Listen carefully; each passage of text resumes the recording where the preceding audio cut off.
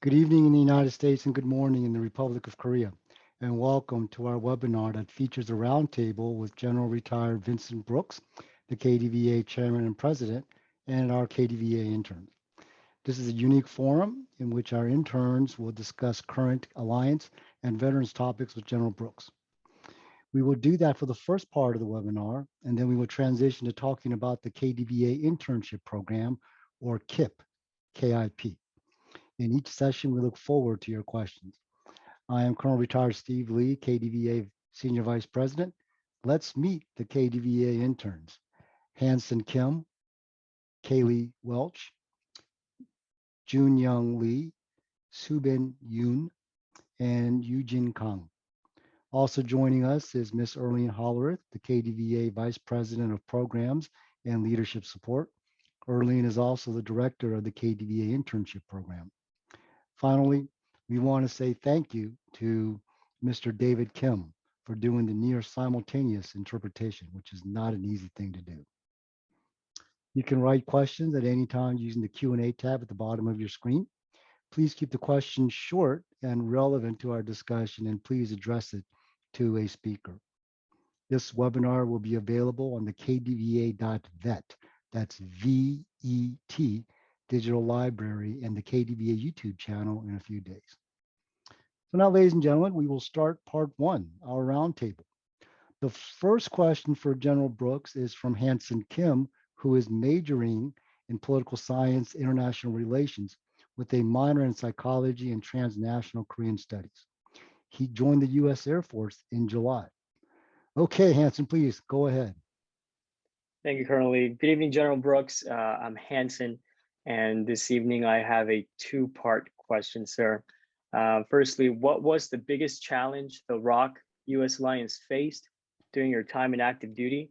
And secondly, what do you foresee to be this upcoming generation's most significant challenge to tackle in regard to the ROK-U.S. Alliance? Well, Hanson, thanks a lot for the question. And first, let me say thanks to all of you for serving as interns. You help us do the work we do at KDVA, and hopefully it was as educational and informative to you as it was helpful to us. So I very much appreciate it. I know the rest of the board of directors appreciates it, and certainly Steve and Erlene, with whom you've been most closely associated, also greatly appreciate it. And so I'm looking forward to this interaction with you tonight. So back Hanson, to your question. You know, the Korea-U.S. alliance is constantly facing challenges. And so if I were to try to pick one of them that occurred during my time on active duty, I'll pick during my time in command.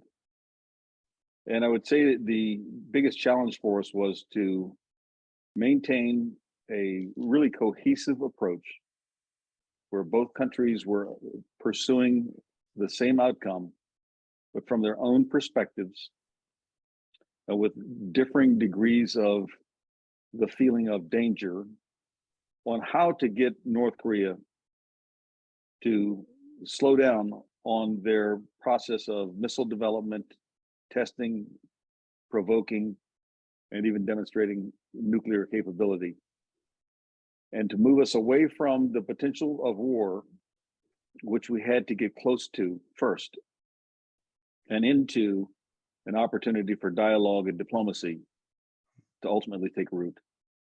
And that happened, but it was a difficult journey and very difficult to maintain the cohesion of the alliance throughout that process, with continued tests occurring, with external pressures, with domestic political pressures in each country. That's not an easy thing. And I think that alludes to the second part of your question about the challenge that faces the emerging generation. So I'm going to say that's you and your generation. And to me, the challenge facing you is to not let the Korea-U.S. alliance become a matter that is taken for granted. It is a unique, extraordinary, very strong alliance. It's one of the few alliance relationships in the world that the United States has where it is not, the United States is not the majority player. At the present time, it has leadership responsibilities for the alliance, but it is not the majority player by a long stretch. South Korea is the majority player. But because of the success of preserving the armistice for these many, many years, many generations now, your generation has experienced the situation with North Korea in a very different way than the preceding generations. And it would be easy to say, why are we spending time and energy and money on this? Who cares about North Korea? Let's get on with our lives here in South Korea and in the United States. And that would be a big mistake. And so it's very important that your generation recognize that the work is not yet complete. The best that my generation could do was to keep it from resuming active conditions of warfare. But we could not deliver peace. We have not successfully done that. And I'm doubtful that that will happen in the near term, which means it'll be waiting for your generation to find a way to deliver the peace that has so long eluded the people of North and South Korea and the global community as well. So thanks for the question, Hanson, and thank you for joining the U.S. Air Force. Just had a birthday a couple days ago, so welcome to the team. Thank you, sir. Well, wonderful. We're off to a great start. Kaylee Welch recently graduated from the University of Wisconsin with a double major in political science and international studies and a minor in East Asian studies. She also did a summer abroad at Yonsei University in Seoul. Go ahead, Kaylee. Good evening, sir. What made you decide to start the Pacific Pathways program? And is it how you originally envisioned it, or was there some adjusting as it rolled out? Kayla, that's interesting. It's sometimes when we are focused on Korea, we don't think about the broader Pacific requirements that I faced when I was at U.S. Army Pacific, and General Scaparrotti, who's on the call tonight, by the way, was in command in Korea. And our focus was, of course, to project the presence of the United States Army west of the international date line, where it was evident and present to allies and partners of the region. Now, of course, our alliance system is principally concentrated in Northeast Asia, in Korea, Japan, Okinawa, Guam, those areas. But our presence was very much needed, and reassurance was required as part of the rebalance to the Pacific and all of the rest of the regions, beginning with Southeast Asia, Oceania, and then on around into the Asian continent, as well as the sub-Asian subcontinent. This is what the challenge was, and that's where Pacific Pathways came from. And it was to find ways to, be present with capable forces that could respond to regional contingency if necessary, but most importantly, just demonstrated the resolve and the commitment of the United States to the emerging Indo-Pacific strategy as it was at the time, while not losing sight of or undermining in any way the spirit of commitment to the existing alliance relationships in Japan and in South Korea. That was the challenge, was how to do that in a balanced way. And so as we went through the journey of trying to bring it to life, there are many challenges on trying to resource it, getting permission to do it, getting a proper understanding of what it means, and then making it a reality in a short period of time, generally before the budget catches up with us to actually resource the event. So we had to show that it was valuable in order to earn the budget in a later point in time. And it required quite a bit of work to get it done. So yes, we did end up adjusting it as time went on, but largely it unfolded the way we designed it. The tailored unit being committed generally by sea with its equipment and by air with its people, which is how the U.S. Army moves in the region. And then those would join together in several countries and go from one country to the next, usually 3 different countries, over the span of about 4 to 5 months. That is the structure that went into place, and it's lasted this time. It's been adopted differently by Indo-Pacific Command, so sometimes the name has changed, but the principles of that program still exist today, and I'm glad to see that that's the case. And thanks again, Kaylee, for your question and for your support as an intern. Wonderful. Good job. Okay, so next is June Young, who studied at the University of Toronto in international relations and public policy. His grandfather was a Korean War veteran, and he has deep interest in the ROK-U.S. alliance. June, please.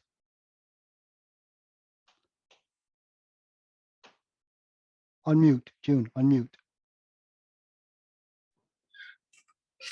Thank you very much, Connolly, and thank you very much, General Brooks, for the opportunity to question. It's in the same context, it might be a delicate question, but sir, the Republic of Korea, United States, and Japan relations have significant influences in the Indo-Pacific region. Certainly, the ROK-U.S. and Japan-U.S. alliance are not mutually exclusive of one another. The two countries, Republic of Korea and Japan, however, are engulfed in unresolved disputes. In your opinion, what is the best way to approach this trilateral alliance that involves two major allies, the Republic of Korea and Japan, with lingering and historic wounds? Jun Young, that is a challenging question, and it's faced policymakers for many years, and certainly it's a very relevant question to the situation that is ongoing today, as there are so many challenges that emerge in the region. North Korea, the relationship between China and Russia, the movements of China in the Eastern Asia areas, the Pacific Ocean areas, the Indian Ocean areas. And it calls for a recognition that there is a shared destiny for the three countries, the three democracies of the Northern Pacific. That's Japan, Korea, and the United States. But it also requires, especially for the United States, to understand that there is a shared history, but that the history is viewed differently in each country. And the experience is different in the effect in each country on the body politic, in the population, and in the political decision-making that is undertaken. So it's not something that's just as simple as, hey, look, you have mutual problems, why don't you just get together? And it's very important for the United States to recognize that and be thoughtful about how it supports the two countries in their approach to one another. I often give the metaphor of the bilateral relationship between Korea and the United States is one side of a triangle. The bilateral relationship between South Korea and the US and Japan is another side of that same triangle, joined at the common point, which is the United States. And it's like the vertex on a triangle. But under pressure, that easily collapses. There has to be a joining base, which is the connection between Japan and South Korea, for it to withstand the pressure that is already present and the pressure that is likely to come. And so how do the two countries move forward on that? It's, in my opinion, it's a domestic political issue in both countries first. South Korean population needs leadership to take the journey closer to Japan. The Japan population needs leadership to take the journey to move closer to South Korea and to move through the things that are points of friction, points of aggravation in each population. Leadership is required, but also support is required. And that's where I think the United States comes in as much as possible to help define opportunities for collaboration and cooperation, to create safe space for very honest dialogue between the two countries, South Korea and Japan, and then to demonstrate to the region and to the world that democracies who have so much in common can work with common purpose to create a better and safer world. And that's really the ultimate aim when it's all said and done. This too will pass to your generation. And we're counting on you. I find that your generation is much more global naturally. You've just grown up in a different way. You're digitally connected to people in other parts of the world. Many of you have visited and experienced other cultures beyond your own cultures. And that gives us great hope, actually, that there might be a chance to get this done at some point in time. So we're counting on you to do it. So thanks again, Jun Young, for your support. So thank you for that hopeful message. Just a administrative note, if you have any questions, please put it in the Q&A tab. Okay, so Subin Yoon is currently studying communications at the University of Utah Asia campus, focusing on strategic communications. She is a team member of the Korean national dance team. That's pretty cool. Suman, so your question for General Brooks, please. Thank you, sir. Good evening, General Brooks, sir. How does working with interns affect KDVA? Well, Subin, thank you very much for your question, and congratulations on being on a national dance team. You know, that's the importance of preserving culture from one generation to the next, and I really admire and appreciate it. How does working with interns affect KDVA? Well, the first thing it does is it gives us a bit of a cross-generational reach. The interns are, generally speaking, 2 generations younger than those who lead the Korea Defense Veterans Association. The board of directors, some of our more senior members, for example, are at least 2 generations away from you. So we have a cross-generational reach that comes through the internship program. We get to experience you and to see ourselves through your eyes, to see the Korea-U.S. alliance through your eyes, and candidly, to have hope for the future. I've alluded to that hope several times here in our conversation already tonight, and I really believe that. I have reason for optimism that your generation will solve problems that have been left unaddressed or left unsolved for many, many years. You won't ignore things that have been ignored. You'll try to turn into them and solve them, and perhaps in ways that my generation and generations before mine could not solve or just could not contemplate. The world is different because of you. KDVA is different because of you. And then there's no doubt that on a mechanical level, having additional hands to help has been critically important. So our ability to engage in events in person, as we had our first reunion this year, or to project ourselves electronically into events like this webinar throughout the year, to participate in partnerships with other agencies and organizations who want to help us keep the alliance strong and to honor our veterans. All of these things have been enabled by the interns. So you give us extended reach, you give us some muscle to get some things done, and we greatly appreciate it. So thanks once again, Subin. Okay, well, thank you very much. And Eugene, you have the final question before we go into Q&A with our audience. Eugene is currently studying communication at the University of Utah Asia campus, focusing on strategic communication and journalism. Her grandfather was a Korean War veteran as well, and she wants to commemorate and remember him through this internship. Really cool. Eugene, please go ahead with your question. Sir, did the way you resolve problems and change as you move up in the rank in the military? Eugene, that's a very interesting question. As I think about it, yes, it did change. I think the biggest difference was that as I began my career as a leader, I could see a problem, solve a problem. And through force of personality or personal presence, show the way to get something done and have people follow me on solving a particular problem or issue. It was very much first order. You see a problem, come up with a solution, take action, solve the problem. As I became more and more senior, the problems became more and more complex and required a different approach to find solutions. And I found that it required thinking in the second and third order in most cases, as you're comparing alternatives. Should I do this or should I do that? It isn't just a basic choice of, well, pick one. It's more a matter of, if I do this, what are the consequences of doing this? And can I live with the consequences of doing this? Compared to now this option, what are the consequences of doing the second option? And can I live with the consequences of that? Which one moves me to a better, or moves my team, which could be the alliance, certainly in my last position, or could be my large organization. It could be an ally or a partner, as I worked with many militaries throughout the years.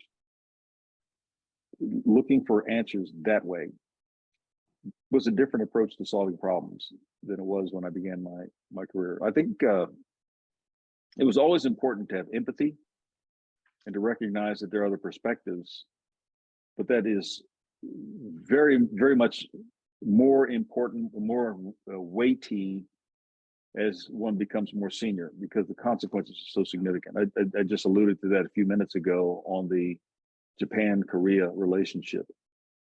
It's not a first order problem, okay? And I, as an American, need to have empathy for South Korea and empathy for Japan, and to recognize that there are reasons why there's difficulty in addressing their longstanding challenges, while there is also quite evident need to do so.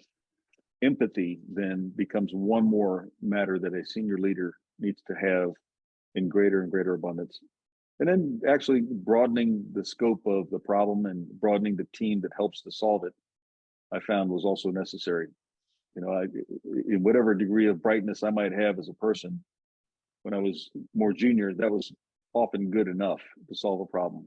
As I became more senior, it wasn't good enough. My brightness, whatever that was rarely good enough.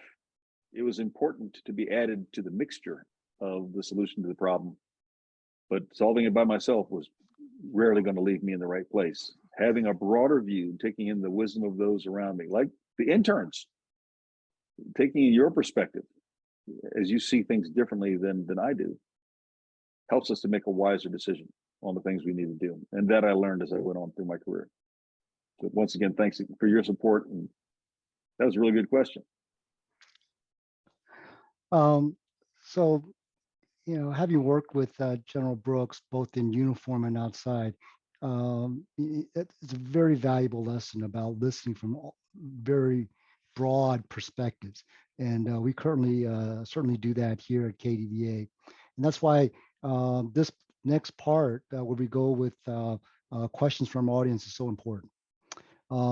We've got a couple of really good questions. The first one is for the interns, but I'd like to save that for the second part when we talk about the KDVA program and ask our interns for their feedback about their value, about their experience with this. Let me go to the next question, and it's addressed to General Brooks, sir. We grew up with a post-war emphasis on service and sacrifice. JFK's call to service an inspiring example.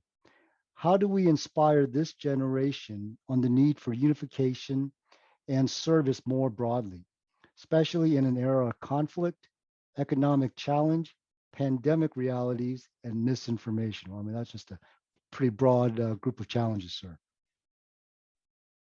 Yeah, it's a broad group of challenges, and that's what's out there. The call to service that President Kennedy gave was certainly an important one in my generation, and it lingered. There was a sense that we each owe something to our nation, and it is, the obligation is on us. But I believe that I'll call it the younger generations, the millennials and the Gen Zs, are more naturally inclined to engage in service to others. They don't have to be as inspired to do it. They are already fundamentally inspired to do that. A call to service is certainly always welcome, I believe. And what that service looks like might be different. You know, when President Kennedy did that, several groups came into great use, and a lot of young people found themselves working in countries around the world. And many of them that I know went on to become diplomats.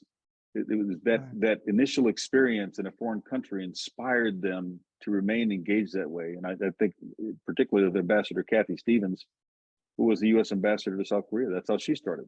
She heard that call when she was young, and she took action on it and found herself as the ambassador of the United States to the Republic of Korea. So what will be the call now? Is there a call already out there? Dr. Roper's question talks about the need for unification and service. As I mentioned, I think that spirit of service is there, but the unification is an interesting question. And one can answer it a couple of different ways, depending on how the interpretation of unification is. And certainly in this context of the Korea-U.S. alliance, there are at least two unifications. There's the unification of our efforts between the United States and South Korea to operate as one. You did that during the internship. There is also the unification of North Korea and South Korea, and the expectation of peace that emerges either before or after that unification. And it could go in either direction, but there must be the capital unification that makes Korea into one.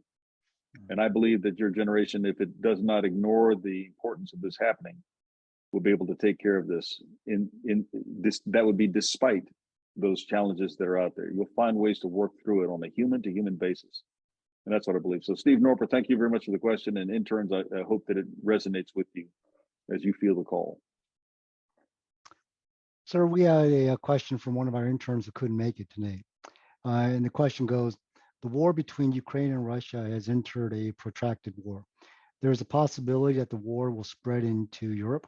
So what do you think are lessons learned for Korea and the alliance, sir? Yeah, that's right before our eyes. It brings up several observations. First, that be very careful about undertaking warfare. It's not clean. It's not quick. It is not easy. It is not certain. So you have all these things that are quite evident in what's going on in the Ukraine right now. So that's the first thing. This is why it's important to preserve, as Alfredo Garcia points out, people serving up there on the DMZ. That's why it's important to protect South Korea from North Korean actions and aggressions, and at the same time to not be hyper aggressive from the alliance side in a way that causes North Korea to suddenly engage in warfare, even out of a sense of self-defense, because the cost is very significant. But it also says one nation and another, the alliance, must remain in a state of constant readiness, because you don't know when something might happen. And readiness is a form of deterrence. It's also very important that if something's going to happen, it's far better that you've had some practice. Russia was conducting an exercise when they attacked, but it's evident that they didn't rehearse or exercise deeply enough. The Korea-U.S. alliance tends to exercise much more deeply than that, and that helps to make the alliance ready for a variety of outcomes, giving a greater chance of success if something actually happens, but more importantly, demonstrating that now is not the time to start a fight with the Korea-U.S. alliance. And that's what we want to make sure that we're doing constantly as we keep this alliance strong. That's part of what KDVA does. It helps to keep the alliance strong. And it honors those and supports those who actually physically do the work of keeping the alliance strong and ready. Those are some of the lessons that come out of it. There are many, many more that are relevant. The question of first use of nuclear weapons, nuclear deterrence going in a different direction, and we see North Korea picking up things. The movement of international arms and support, which even North Korea has now committed to Russia, try to give them a chance to succeed, which they are not doing. All these things, I think, are very, very important lessons. And we just have to recognize that because of Ukraine, the world is in a different place than it was before that conflict began. And we have to play it from where it is, not where we want it to be. And that's certainly the case now. Okay, sir. Our time is wrapping up for the first session, roundtable with General Brooks. We had another question that popped in, but I think, again, that's more for the second part where we talk to our KDVA interns about the internship itself. So we'll reserve that for that. And so, sir, again, thank you very much for holding this roundtable with us. Or any parting words, sir? Well, just once again, my grateful appreciation to each of the interns. This spirit of service is yours. You chose to do this, and you stepped forward, and we were fortunate that we were able to choose you to join our team. The I believe we're the big winners in this, and I hope that you found that there was great value to you also. And I know you'll talk about this in this next section as Erlene guides you through. But let this not just be an episodic experience where, yeah, I did something pretty cool once upon a time. Let it be something that's life-changing and it points you in a new direction as a result of this experience. We welcome your help in anything else as time goes on, whether you're in business and you want to help the KDVA or whether you're just speaking out on the importance of the Alliance and what you experienced firsthand. Every voice makes a difference there, and we're counting on that.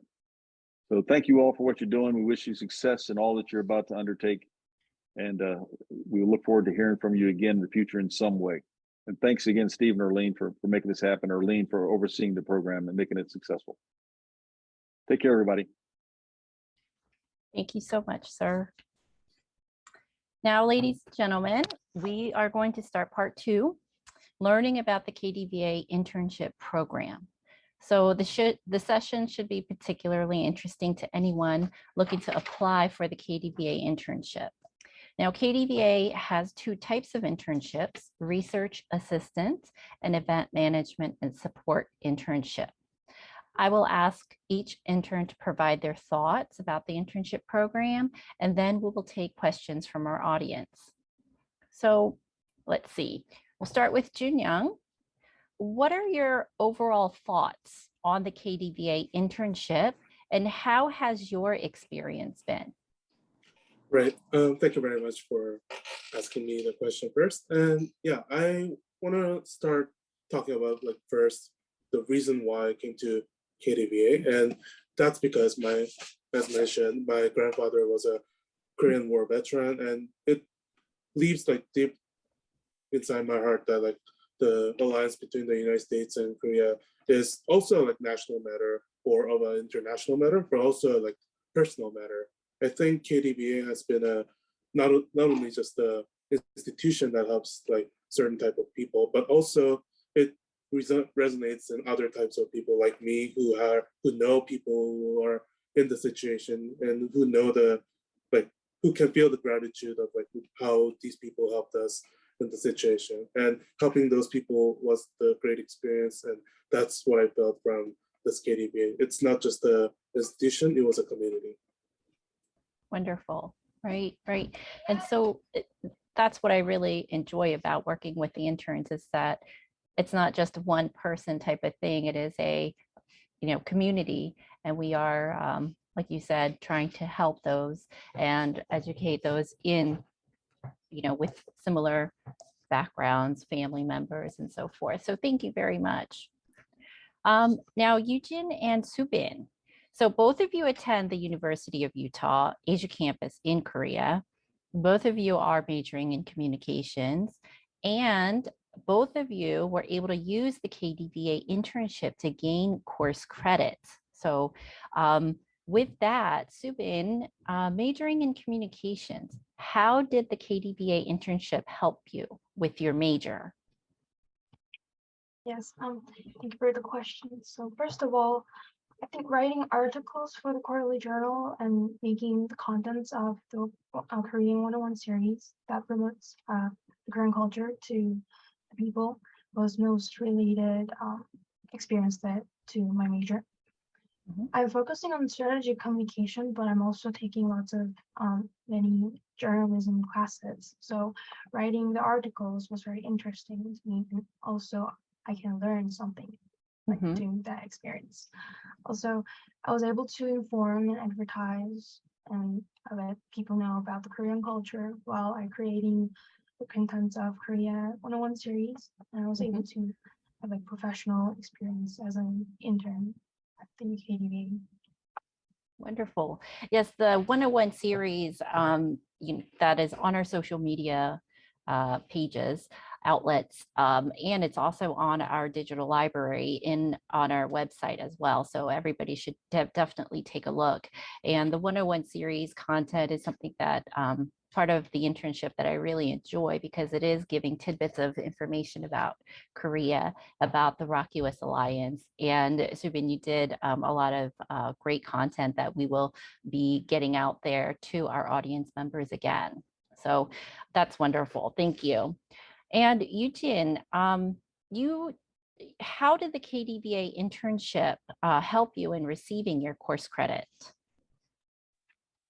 So thank you for your question. And our school has a policy of setting credits per hour, and there were no tests in this course. So since the KDVA was a program with flexible times, so interns had to set their own timetables. In my case, I spent time writing journals, articles, and projects in one-on-one series and participating some kinds of events. And even if I didn't take school class in separately, I could have a new experience as an outside activity through this program and finish the course well. Okay. And so with the writing of articles and different things that you did for KDVA, where do you feel you had the most enjoyment of, I guess, during the internship that really worked in with your major? I thought the one-on-one series was most enjoyable part because I am currently living in Korea and also interested in the traditional things, but I really didn't much care about the culture or histories. But thanks to one-on-one series, I had to research and learn about those, so I could learn more about the Korean culture by this series. Right. So you're living in Korea, but still doing the research for 101. You were able to learn even more about it, which is great. Yes. Now, on a separate note, your grandfather was also a Korean War veteran, like Jun Young's, and part of your reason for doing the internship was to commemorate and remember him. And how did the internship help you do that? Yes. So as you said, my grandfather was a Korean War veteran, but he died before I was born. So I could only hear stories about him from the people around him. And the army was an unfamiliar organization to me, and it felt like far away. And during the internship, while listening to stories of the soldiers and the relationship between Korea and United States and other countries, and especially the last session, the stories about the Korean veterans, and I was able to think of him as my grandfather must have had a similar experience, like thanks to those events. Oh, that's wonderful. Wonderful. Do you want to share a memorable story that you were told about him? I write journal articles about the General Dave Maxwell, and he worked as the DMZ part, and is the experience he while working there, like the music that play at there, and like thoughts that he had, like we should be aware and warn about we are still in the war situation, like those. So, and I could feel like some anxiety from him. Right. So this is an article that Eugene has written for our journal that'll be coming out soon. So keep an eye out for our release for our journal soon. Okay, thank you so much, Subin and Eugene. So Kaylee, you were able to attend our first KDVA reunion in person and assist our team on the ground. How was that experience for you?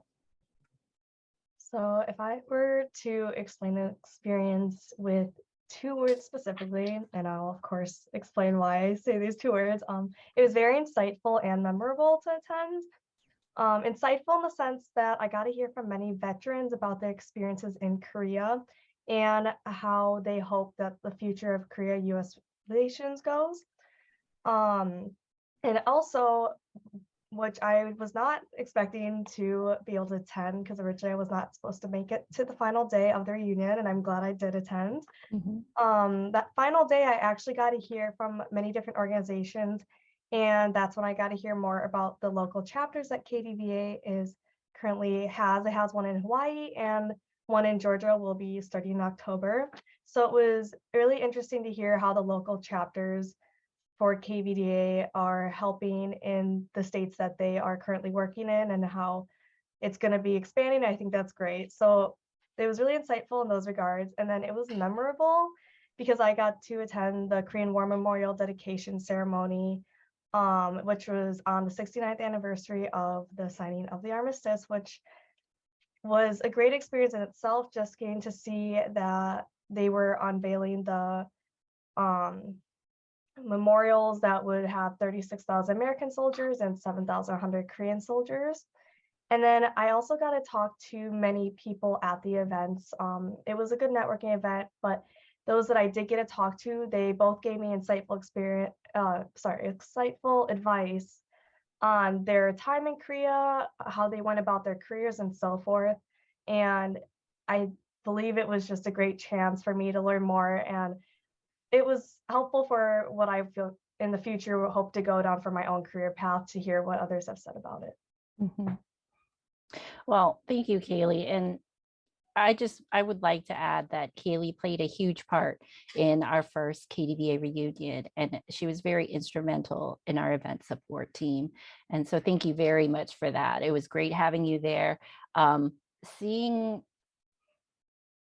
your reaction, I guess, because we were together all 3 days, seeing your reaction to the people that were the senior leaders that attended, the KDVA members that attended, and just seeing it from your point of view versus, because this is what I do on a day-to-day basis. It was very, very interesting, and it gave me a different point of view and a lot more appreciation for what I'm doing and what KDVA as a whole is doing for the Alliance community. So thank you very much for that. And it was a lot of fun too. And Hanson, you were also able to attend our first KDVA reunion, which was, this is the first time that I was able to meet some of my interns in person. So that's very, very special to me. I wish I could meet all of my interns every year. But you were very helpful for the event support team, and it was just great seeing you there as well. Now, during this past year, you've had a little bit on your plate, right? Yeah, just a little bit. Just a little. So you had the ROTC, you had your academics with school, the AFOSI, which is the Office of Special Investigations, and many other things that I'm sure that I don't even know about. And then you joined the Air Force in July. So that was another added part to your, I guess, another added onto your plate. So with that said, and all those things going on, how did the internship work with your busy schedule? Yeah, well, just first of all, the first portion, the KDVA event was absolutely awesome. I was only there for the last day, so I didn't get to help out as much, but I think I took a lot more than what I was able to give. So that is that. But to really answer the question about how the internship worked with my schedule, to put it simply, it was just super flexible. I got the crux of what was asked of me. It was really just communication. The internship asked me to communicate if anything happened, and I did just that. And then that's kind of how it went. And I think the unique thing about this internship is, as funny as it may sound, it doesn't really force you to do anything. And that's the paradoxical thing about this internship, I think. It gives you this immense freedom to do things or not do things in your own time, but just the sheer quality of experiences that it provides you makes you make time, even if you don't have it, to participate in the internship. And I think that that, along with the flexibility of this internship, both kind of is something unique. So yeah, I think flexibility, that's kind of how this internship allowed me to participate despite my schedule last year. Great. And I know that you Yeah. had, when we talked, on Zoom, we have individual meetings as well as group meetings. You had a lot of other ideas that you wanted to kind of mesh with what KDVA was doing, what your ROTC program was doing. And I think it was not lack of imagination, but lack of time to execute on those things, right? And so Right. I think if both you and I had more time on our hands to execute on some of these great ideas, like the meshing, like I said, of the ROTC program trainings and some of the presentations that ROTC has, it would have been great to explore. And hopefully in the future with our other interns who might be in the ROTC program, listen, we would love to do that together. All right. So now, ladies and gentlemen, we open the floor for your questions. And so one of the questions that came in from James Walton is, what has the value of your intern experience been to you? Okay, so Junyang, let's start with you. Oh, yeah, thank you very much for the wait. So yeah, actually, like my initial answer kind of had the same meaning towards it, like because I really saw value from like any type of like work I want to do as an intern. And as a research intern, of course, I was not only looking for the opportunity to like hone my writing skills and look for opportunities that I can do better, but at the same time, it's also an opportunity where I can provide something I am capable of and I am good at, and give it to like help people who are in need for like my skills and other abilities. So in that sense, I was feeling like great when I was doing this internship, because this every work of this like remind me of like how my grandfather, like what value did my grandfather fought for. And at the same time, of course, because I'm a student in international relations, I feel deeply of like what is the value of the ROK-U.S. alliance to the like defense of Republic of Korea, but also for the like national security of the United States. And in that sense, the deepening knowledge and learning experiences was really one of the most valuable things I could get out of this experience. And I really want to put a note on that. Wonderful. Wonderful. Well, I always learn a lot from my interns as well. And hearing you say all the things that you've learned and what you gained, but what each and every one of you has said is, it just makes my heart full. So I really do enjoy the internship program and talking and meeting with all of you. So same question, let's ask Subin. So again, what has the value of your intern experience been to you? Well, for me, I didn't think that I had many such like direct experience with the alliance. So like, I don't have to be like serve in military, and also in historical point, I have some like, I'm Korean, so there must be some connections with me with Korea-US alliance.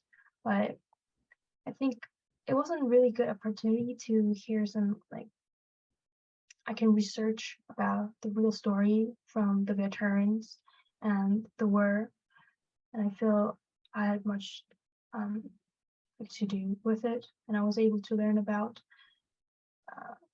some like bonds and connections with the alliance in my real life. So I think that's the most like valuable things, like doing interns in the KDVA, I think. Wonderful, wonderful. And let's see. Let's go on to the next question. And Mr. Stephen Norper, he said, my question is on motivation and inspiration on Korea-US ROK relations. So he was inspired by teachers and friends, and others, Robert Scalapino, and of course, General Brooks, who played a significant role in muting the march to war in 2017. Where do you find inspiration? So grandfathers have been mentioned, teachers, friends, K culture. How are you motivated in a time of new challenges? So great question. And we'll start with Hanson. It's out of pattern. I thought I was going last. I was relaxing, but it's okay. I can take it. So for me, I think I'm just motivated by just my sheer identity. And when I say identity, I'm speaking strictly of my cultural identity. I'm an immigrant from South Korea. I came here in 2006. So as a Korean American, it's my goal to work with both United States and South Korea, which kind of make up who I am today. And that motivates me to kind of bring that out into a larger scale outside of myself, into kind of the international realm, which now involves the two nations. So yeah, for me, I think that's what it is. Okay. Right. And let's see. Let's go with Kaylee. So my first inspiration was actually the summer, I believe summer 2019. I was a peer mentor that summer for the political science department at UW-Madison. And through that peer mentor program, I was a peer mentor for about 20 Korean students and 4 Chinese students. At this point, I had been mostly focusing on Japan, and I did not know anything. I did not know much about Korea or China at all up until this peer mentorship. Those Korean students, they were very sociable, loved telling me more about their culture, and we would compare like our cultures during the whole program. And even though it was only a month-long program, I feel like I learned a lot from them, gained really good friends through it, and I actually kept up with them, and they were the ones that got me intrigued to learn more about Korea, and they were the ones that convinced me to apply for study abroad in Korea, which the first time I was supposed to go in spring 2020, I was there for 2.5 weeks, and then of course COVID hit. And those 2.5 weeks, I fell in love with the country, and it was because of my friends I had met that previous summer that they gave me the inspiration to learn more about Korea. And ever since then, I worked hard to go back to Korea, which I got to do this past spring. And I have taken so many classes where I've gotten to learn more about Korea. And it's been great when my friends ask me, what have you learned? Like, or, oh, Kaylee, you're learning Korean now. Like, what can you say in Korean? It's just been great to like see their excitement that I'm learning about their culture, and just have them still teach me more about their culture and language that I still don't know, because of course I don't know everything, and I love learning more about Korea. Great. And I mean, it just exudes out of you when you see Kaylee in person. She's just gets so excited, and just again, just your face, how just it brightened up whenever you saw these Korean Senior Alliance leaders. It was again a lot of fun to see that. And then, so the last question that we have time for is from Dr. Samuel Lee. And this is for you, Eugene. He says, I am grateful for General Brooks's leadership and vision. And it's also wonderful to see young generations of interns who care about the U.S. ROK alliances. My question is twofold. For interns, does your character matter? Does character matter? And if yes, how do you cultivate your character for future service, especially in terms of peace in Korea? So Eugene, I'm going to throw that question to you. That's a great question. It is. And I really haven't think about the like ideal thing in Korea, but since we are still in war time, so peace in Korea would be the our ideal last goal, and we should keep trying to make it, but so we have to keep connecting with the alliance and having the relationship between United States and Korea. And people, even if they are not the veterans, should care about the this alliance and the relationships. And so we could talk in talking these things in more general. Yes. Okay, that's great, great. I think we are about at the end of time. And so I just want to say how much I appreciate the time and commitment that our interns put into this. Now, it is, I say a lot of time, but again, as Hansen said, very flexible time. But just your enthusiasm and seeing your generation put the work into letting our community and just our audience learn about the ROK Alliance, the ROK-U.S. Alliance. It's been great to see. And so I've really enjoyed working with you guys. And again, we're always here for you to reach out to. And I know that we'll keep in touch and keep track of what is going on and how you guys develop into and do more for the Alliance. So thank you very much. Okay, hey, Arlene, thanks. Really appreciate that. Was wonderful. Great job.